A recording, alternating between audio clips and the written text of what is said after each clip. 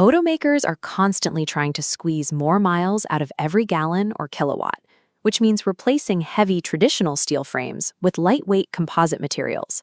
But carbon fiber reinforced polymers, or CFRPs, come with a severe engineering hurdle. Instead of denting or bending under extreme pressure, they are inherently brittle. When they finally hit their physical limit, they shatter instantly, sending massive cracks racing through the entire structure. To bypass this weakness, material scientists build these parts in complex layers. A modern car roof is constructed from a specialized multi-layer shell, using an epoxy resin base, reinforced with carbon fiber, and tiny granules of aluminum oxide. This exact combination of ingredients is formulated specifically to absorb heavy, high-velocity impacts, while also holding up against constant road vibration and everyday moisture. Because the physical makeup of these composite layers is so highly tuned, mapping out their exact breaking point is incredibly difficult. Relying on physical crash tests to find that threshold would mean destroying thousands of expensive prototypes.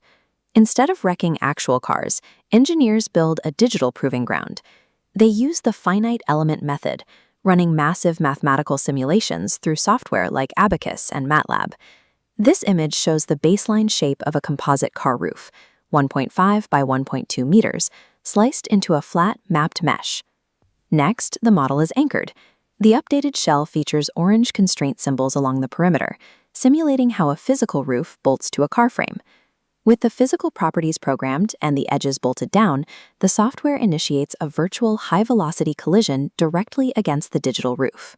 By moving the collision into a digital space, researchers can isolate individual variables, pushing the composite material to absolute extremes without spending a dime on raw materials. When the simulated collision hits, the software tracks exactly how the composite panel absorbs the massive influx of kinetic energy. The structure initially bends elastically, meaning it can bounce back to its original shape. But as the impact force increases, the energy dissipation forces the material into plastic deformation, permanently warping the internal layers. This contour plot maps the von Mises stress distribution. A central green pathway highlights where impact force concentrates, surrounded by lower stress blue regions. But locating high stress points isn't enough. It doesn't tell engineers if the composite fibers will actually hold their shape or snap completely. To know if the passengers underneath are safe, we have to translate this visual heat map into a definitive, objective mathematical limit. For complex, brittle materials like this, engineers rely on an advanced equation known as the Tsai-Wu failure criterion. This equation takes the messy, multi-directional data from the crash, the normal forces pushing straight down, and the shear forces tearing sideways, and distills it all down into a single clean number called the failure index. The rule for this index is absolute. If the calculated number stays below 1, the roof survives. If the number exceeds exactly 1.0, the material fails. The simulation software takes this equation and automatically cross-references every single millimeter of our digital mesh against it.